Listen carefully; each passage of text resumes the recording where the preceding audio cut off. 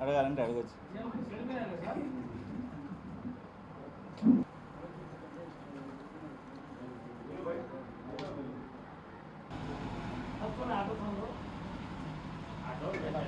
Of చేసేయనన్నా, నేను పెట్టినప్పుడు ఎవరు లేరు, లేకపోతే నేను ఇంకో రోజు పెట్టింది. నిన్న పెట్టాలనుకున్నా. అవునా, వెళ్ళిపోతుంది. కడప నగరంలో ఏదైతే కాంగ్రెస్ పార్టీ ప్రజల మధ్యలో వెళ్ళి ఇంటింటి కాంగ్రెస్ అనే నినాదంతో వాళ్ళ బాధలను తెలుసుకొని కడప కార్పొరేషన్లో అయితేనేమి, లేకపోతే ఇక్కడ ఎంఆర్ఓ ఆఫీసులో అయితేనేమి, కలెక్టర్ ఆఫీసులో అయితేనేమి, అదేవిధంగా ఎలక్ట్రికల్ డిపార్ట్మెంట్ అయితేనేమి, ప్రతి డిపార్ట్మెంట్కు ప్రజల యొక్క బాధలను తెలుసుకొని వాళ్ళకు కావాల్సిన ఇబ్బందులు ఎవరైతే ఇబ్బందులు ఉన్నారో వాళ్ళకు ఆ ఇబ్బందుల నుంచి బయట తెచ్చేందుకు కాంగ్రెస్ పార్టీ తీవ్రంగా కృషి చేస్తుంది. దానిలో భాగంగానే ఇంటింటి కాంగ్రెస్ అనే నినాదంతో మిస్డ్ కాల్ క్యాంపెయిన్ కూడా నడుస్తుంది. ఈ మధ్యలో ఏదైతే కాంగ్రెస్ పట్ల అభిమానంతో, కాంగ్రెస్ అంటే ప్రాణం ఇచ్చే అభిమానంతో కాంగ్రెస్ కోసం పనిచేస్తున్న మా కాంగ్రెస్ నాయకులను చూసి, వాళ్ళు చేసే పనిని చూసి ప్రజల్లో వచ్చే తీవ్రమైన అభిమానము, అది తట్టుకోలేక, అది చూడలేక, ప్రజా ఆదరణ ఏదైతే లభిస్తుందో కాంగ్రెస్ను అది చూసి ఓరవలేక టీడీపీ నాయకులు, మాజీ జిల్లా అధ్యక్షులైనటువంటి శ్రీనివాసరెడ్డి గారు ఉర్ఫ్ వాసు గారు ఈ మధ్య ఒక కామెంట్ చేయడం జరిగింది. సోషల్ మీడియా పరంగా కాంగ్రెస్ మీద బురద చల్లడం జరిగింది.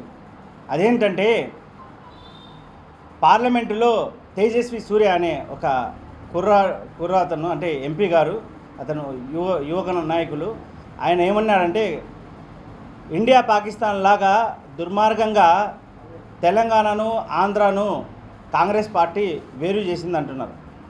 ఆయనకు నాకు తెలిసి రాజకీయ అనుభవం లేదు, ఎందుకంటే వయసు 30 సంవత్సరాలే. ఆయన చేసిన కామెంట్స్ ఎవరు పట్టించుకోవడం లేదు ఆంధ్రాలో. కేవలము వాసు గారు ఎందుకు పట్టించుకుంటున్నారు?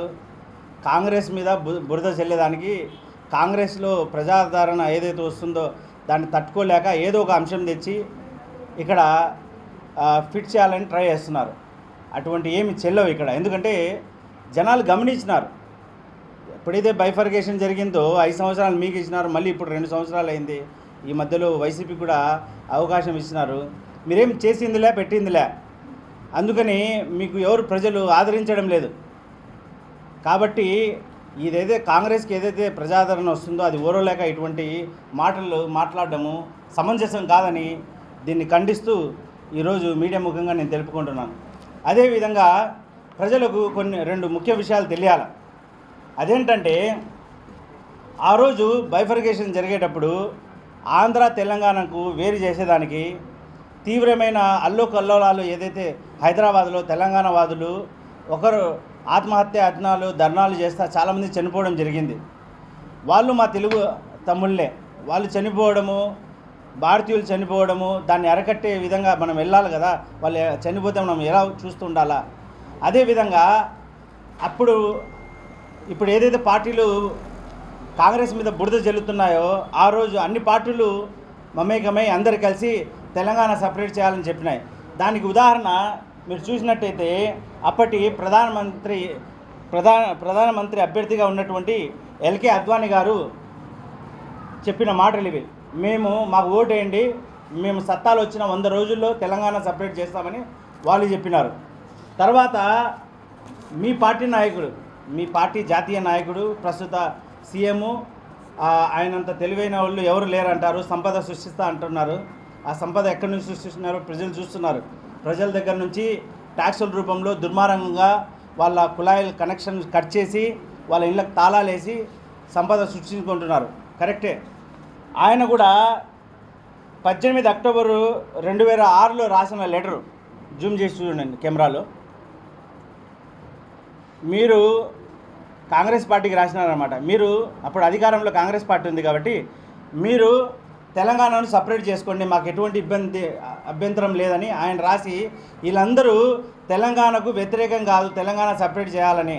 అదేవిధంగా మా వైసీపీ నాయకుడు కూడా జగనన్న కూడా ఏం చెప్పినారు, మీరు ఏదైతే రాజ్యాంగం ప్రకారము స్టేట్లను విడిచేసి కొత్త స్టేట్లు ఏర్పరచుకునే అధికారం మీకు ఉంది కదా, అటువంటిప్పుడు మాకు ఎందుకు అడుగుతున్నారని చురుకలు పెట్టినారు ఆడ అసెంబ్లీలో.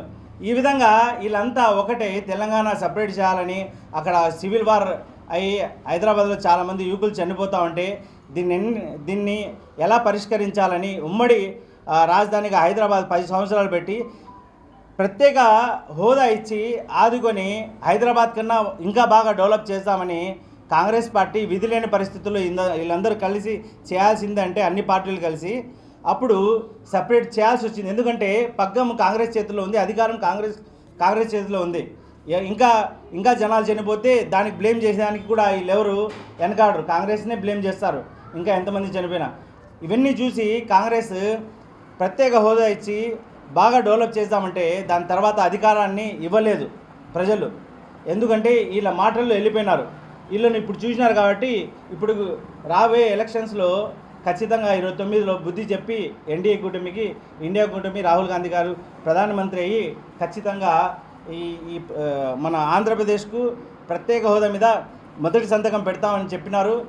మొదటి సంతకం పెట్టి ఆంధ్రప్రదేశ్ను ప్రగతి వైపుకి తీసుకుని వెళ్తాం. ఎందుకంటే ఇదైతే ఉందో వైసీపీ టీడీపీ వీళ్ళిద్దరూ బీజేపీతో కలిసి ఉండి ఇక్కడ కొట్లాడుకుంటారు, కానీ అక్కడ వెళ్ళేసి ఇద్దరు బీజేపీతోనే కలిసి అక్కడ బీజేపీ మద్దతు ఇచ్చి ప్రత్యేక హోదా తేలేదు.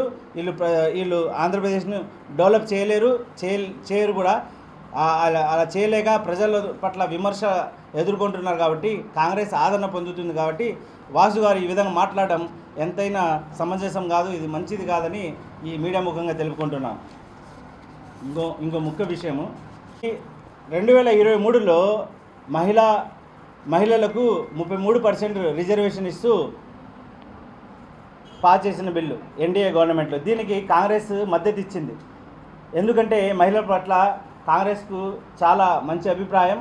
50% ఇచ్చినా మేము ఇస్తామంటున్నారు. 50% ఇచ్చిన రిజర్వేషన్ మేము ఆ బిల్లుకు ఆమోదం దానికి రెడీగా ఉన్నామంటున్నారు. కాకపోతే బిల్లు పాస్ అయిపోయిన తర్వాత మళ్ళీ బిల్లు పాస్ చేశారు మహిళలకు. 23లో అయిపోయింది కదా, మళ్ళీ ఎందుకు పాస్ చేస్తున్నారు? అది మహిళా బిల్లు కాదు, అది డీలిమిటేషన్ వల్ల మన దక్షిణ రాష్ట్రాలకు తీవ్రమైన నష్టం కలుగుతుంది. ఒకవేళ ఆ డీలిమిటేషన్ బిల్లు రాహుల్ గాంధీ గారు అడ్డుకోకుంటే మన దక్షిణ రాష్ట్రాలు ఏవైతే ఉన్నాయో రాబోయే కాలంలో వాళ్ళ మనుగడ చాలా కష్టమయ్యేది. ఎందుకంటే జనాభా లెక్కల ప్రకారము సీట్లను పెంచమంటున్నారు, రాజ్యం ప్రకారం ఉందంటున్నారు. సరే, జనాభా నియంత్రణ పాటిస్తూ జనాభాను ప్రగతి వైపుకు వెళ్తాం, దక్షిణ రాష్ట్రాలు ఇంత ప్రగతిని సాధించి జీఎస్టీ రూపంలో అయితేనేమి ఇతర రూపంతో అయితేనేమి కేంద్రానికి ఫండ్స్ పంపించి మన దేశానికి ఒక పట్టులాగా ఉండే దక్షిణ రాష్ట్రాల నుంచి డబ్బులు తీసుకొని ఉత్తర రాష్ట్రాలకు అక్కడ సంపదను పంపిస్తూ ఏదైతే ఎన్డీఏ గవర్నమెంట్ ఉందో అలా నడుపుతుంది. ఇప్పుడు వాళ్ళ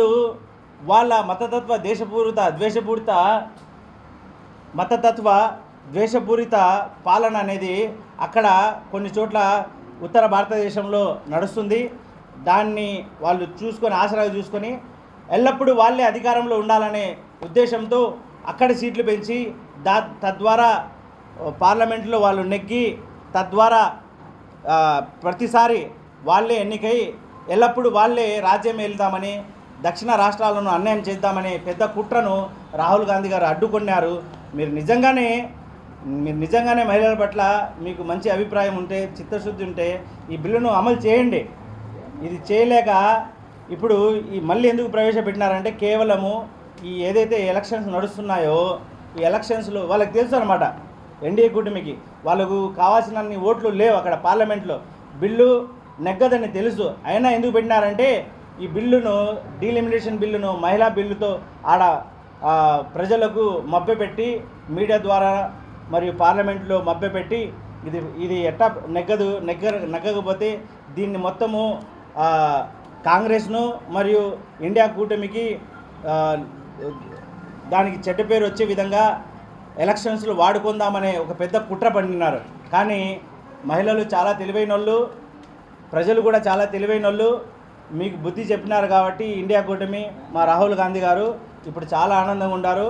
మేమంటున్నాము ఇక్కడ ఇంకొక దురహంకారం ఉంది, మగ దురహంకారం.